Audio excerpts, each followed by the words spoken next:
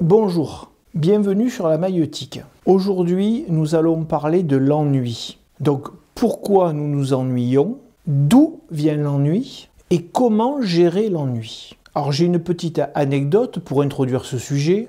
Durant mon enfance, je me revois à la maison de campagne de mes grands-parents. Ma grand-mère est dans le salon et je la vois décortiquer des graines de courge salées pour les manger. Je lui dis « Mamie, mais qu'est-ce que tu fais? C'est pas très bon au goût. » Elle me dit « Non, ce n'est pas parce que j'ai faim, c'est juste pour passer le temps. » Et d'ailleurs, ces graines s'appellent des passe-temps. Donc je me dis que ma grand-mère s'ennuie à la campagne les après-midi. Mais ce qui m'a le plus surpris, c'est quel est l'intérêt de chercher à passer le temps? Parce que finalement, passer le temps, c'est se rapprocher de la mort. Donc vous voyez la contradiction. Quel est l'intérêt de chercher à passer son temps? Vous me direz, oui, mais c'est pour ne pas s'ennuyer. L'ennui, c'est horrible. D'ailleurs, on dit même que l'on peut mourir d'ennui. Quand on ne nous parle plus, quand on nous met au coin, quand on nous isole, ou même pire, quand on va en prison, toutes ces situations nous mettent face à l'ennui. Et quand on doit enfoncer le clou pour punir des personnes qui sont en prison, on les met à l'isolement, ce qui est une source extrême d'ennui. Nous avons eu récemment l'exemple avec le confinement, pendant le Covid. L'ennui peut être difficile à gérer. Encore une fois, je pense que vous voyez où je veux en venir. Nous nous retrouvons face à un sentiment, une sensation, celle de l'ennui, commune à tous les êtres humains. Donc, nous sommes face à un instinct. L'ennui, ce n'est pas le fruit d'une éducation. Donc, ce n'est pas quelque chose que l'on a acquis dans notre expérience de la vie, mais bien quelque chose d'inné. Quelque chose qui est dans la construction même de notre cerveau, transmis au fil des générations par le codage génétique. Donc, comment a procédé la nature pour que cette sensation d'ennui nous apparaisse? Quel rôle a eu l'ennui dans la survie de l'espèce humaine? C'est bien, encore une fois, durant des centaines de milliers d'années d'évolution de l'espèce humaine, et d'autres espèces d'ailleurs. J'ouvre justement une parenthèse, mais oui, on sait bien que l'ennui n'est pas réservé qu'à l'espèce humaine. Nous avons observé dans la nature, et surtout pour les animaux en captivité, qu'ils pouvaient s'ennuyer et que cela pouvait engendrer des comportements destructeurs envers eux ou les autres. Pour éviter cela, les soigneurs ont tout un programme d'interaction et de stimulus physiques et mentaux sous forme de jeu pour éviter l'ennui. Donc on revient à l'espèce humaine. Pour notre espèce, voilà comment cela s'est passé au cours de l'évolution et comment il s'est mis en place. Donc dans le passé, les mutations génétiques, qui sont le fruit du hasard, vous le savez, ont pour certaines incité nos ancêtres à avoir un signal d'alerte quand ils ne faisaient rien, ce que l'on appelle aujourd'hui l'ennui. Plus précisément, dans la tribu, si l'ennui n'existait pas, on trouverait des personnes qui vont se lever pour aller chasser quand elles ont faim. De manière générale, des personnes qui iraient satisfaire leurs besoins, leurs envies, au moment où ils apparaissent. Aller boire, aller manger, aller dormir, aller se reproduire, et le reste du temps ne ferait rien.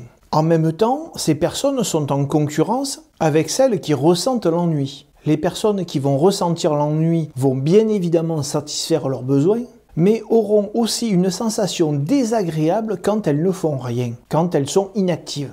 Cette sensation désagréable va les pousser à agir, à chercher une occupation physique ou intellectuelle. L'ennui pousse à la motivation. Nous allons donner des exemples pour clarifier. À la préhistoire, une occupation physique, c'est par exemple retourner à la chasse ou à la cueillette même si on n'a pas faim. Dans ce cas, on voit bien l'avantage. Cela permet d'accumuler des ressources, de constituer un garde-manger. Parce qu'il faut bien avouer qu'aller chasser juste au moment où on a faim, c'est quand même prendre un risque de ne pas manger pendant un petit moment. Donc on voit dans ce cas, dans cet exemple, tout l'intérêt de l'ennui. Il nous a poussé à nous organiser, à constituer des réserves. Cela va nous donner un avantage par rapport à un groupe qui n'en a pas, donc un avantage évolutif. Alors un autre exemple, pour ne pas s'ennuyer, pour éviter l'ennui, on a exploré notre environnement. On a cherché un endroit plus approprié pour s'établir, peut-être plus proche d'une source de nourriture ou d'une source d'eau. Explorer les collines voisines, les forêts, ça va nous permettre de repérer des lieux de chasse, des lieux de cueillette, les endroits dangereux, les endroits à éviter. Sur le plan de la réflexion, l'ennui nous pousse à chercher des solutions aux problèmes qui se présentent à nous. Cela peut être des problèmes de relations entre individus, des problèmes de séduction, comment est-ce qu'on va faire pour séduire ou conquérir telle personne. On va réfléchir aussi aux problèmes de hiérarchie dans le groupe, pour chercher à progresser dans notre groupe ou nous maintenir. Intellectuellement, l'ennui nous permet aussi de nous repositionner, de revoir nos objectifs. L'ennui motive aussi notre créativité, chercher des solutions pour la chasse, établir une stratégie plutôt que de ne rien faire. Pour éviter l'ennui, on va aussi observer notre environnement, l'évolution des plantes, le fonctionnement des insectes, des animaux. Cela nous pousse par l'observation à comprendre doucement le monde qui nous entoure. Sur un plan un peu plus large, un peu plus social, l'ennui nous permet de rechercher de nouvelles interactions, ce qui va nous permettre d'enrichir les échanges, la cohésion du groupe. Si on s'ennuie, on va chercher à communiquer avec d'autres personnes. Enfin, par le jeu, l'ennui va nous permettre de nous confronter à nos amis, que ce soit le combat ou la course par exemple. Donc déjà, si on fait un point, on remarque bien que les tribus qui ont subi l'ennui ont plus transmis leur gène que ceux qui ne connaissaient pas l'ennui. De nos jours, on retrouve bien évidemment l'ennui. Notre cerveau a très peu évolué par rapport à notre environnement depuis la préhistoire. Normalement, tout le monde sait ce qu'est l'ennui. Et pour combattre l'ennui, on cherche à s'occuper, que ce soit par le sport, par le travail, une activité intellectuelle, une activité physique, des loisirs. L'ennui façonne encore nos comportements aujourd'hui. Poussé entre autres par l'ennui, l'être humain a fait des découvertes scientifiques majeures. L'ennui a aussi motivé de nos jours notre créativité, dans le domaine artistique par exemple. Il stimule encore nos interactions sociales. On ne va pas rester seul à la maison, on va chercher à sortir avec des amis, avec la famille, organiser des soirées. Mais bien évidemment, l'ennui a beaucoup d'aspects négatifs. Ressentir, subir trop d'ennui peut conduire à la dépression. Se retrouver seul, ne pas avoir d'occupation, ne pas avoir d'interaction sociale suite par exemple à la perte d'un travail, ou dans le cadre d'un confinement, ou même d'un départ à la retraite, beaucoup de situations peuvent nous laisser face à l'ennui. On s'aperçoit que l'ennui peut avoir un impact sur notre santé mentale. Et de notre côté, la gestion de l'ennui par trop de travail, trop d'occupation, trop de sport, peut s'avérer tout aussi impactante sur notre santé. Vouloir être sur tous les fronts, avoir plusieurs occupations, des mails qui arrivent dans tous les sens, les téléphones qui sonnent, avoir un planning qui déborde, avoir vos collaborateurs qui vous attendent, les secrétaires qui vous sollicitent, le comptable qui vous appelle. Donc être sollicité de toutes parts pour finalement éviter l'ennui, pour chasser la moindre seconde d'ennui, peut nous faire glisser dans la suractivité et aller jusqu'au burn-out. On trouve aussi un problème plus subtil pour éviter l'ennui. C'est celui d'avoir une activité qui n'est pas constructive. Par exemple, cela peut être à passer des heures sur des jeux vidéo, slider sur Instagram pendant des heures, chercher à aller embêter son voisin, passer son temps devant le frigo à manger, puisqu'on sait que certaines personnes, quand elles s'ennuient, vont manger par exemple. Alors, cela mériterait peut-être une vidéo, mais plus précisément pour les adolescents. Pour les enfants, il y a un problème, vous le savez, avec l'occupation face à l'ordinateur sur des jeux vidéo. Ou sur le téléphone portable, c'est pareil. Apprendre à l'enfant à gérer son ennui, à subir l'ennui, discuter des manières constructives de s'occuper, des manières utiles de s'occuper donc. Avoir un dialogue qui permet d'utiliser l'ennui comme un moteur dans la construction intellectuelle ou dans la construction physique, sportive, sont des pistes de réflexion à utiliser. Bon, je pense que vous voyez où je veux en venir. C'est-à-dire que cette sensation d'ennui, au final, elle nous pousse à avoir une occupation.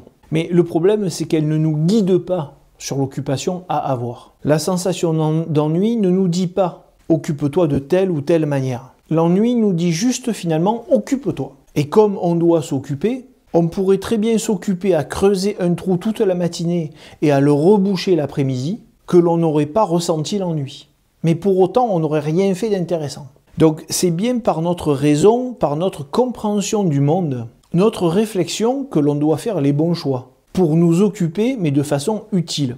La manière dont nous devons sélectionner nos activités doit être constructive, intéressante et structurante. Pour ne pas perdre notre temps, nous ne devons pas nous occuper avec n'importe quelle activité. Donc avant de nous lancer dans le combat face à l'ennui, nous devons faire un point sur l'activité que l'on va choisir. Pratiquer une activité physique savamment sélectionnée. avoir des activités intellectuelles qui ne soient pas trop récréatives, comme passer son temps à faire des sudoku par exemple. Mais bien évidemment, on doit aussi savoir se reposer, avoir des activités ludiques. Et à ce moment-là, les jeux sont tout à fait possibles, à condition que cela ne devienne pas l'activité principale. Alors, je ne veux pas trop rentrer dans les détails de ce qu'il faut faire ou des activités qu'il faut sélectionner, qu'elles soient sportives ou intellectuelles. Pour donner un exemple juste personnel de ce que j'ai choisi comme activité physique, par exemple. On remarque parmi la multitude des sports qui existent, qu'il y a certains sports qui sont à la base de tout. Que vous pratiquiez du foot, du ski, du rugby, des arts martiaux, on peut dire que les sports d'endurance, que ce soit par le vélo, la natation ou le footing, sont la base de nombreux sports. Et c'est pareil pour les activités intellectuelles.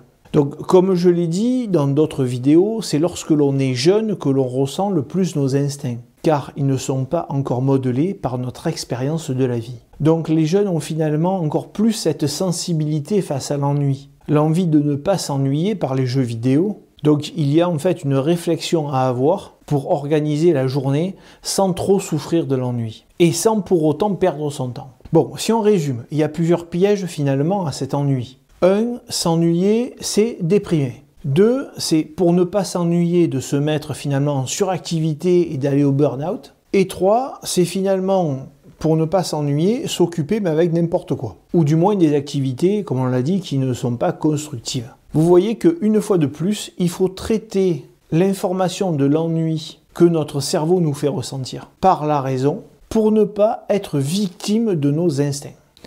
Merci et au revoir.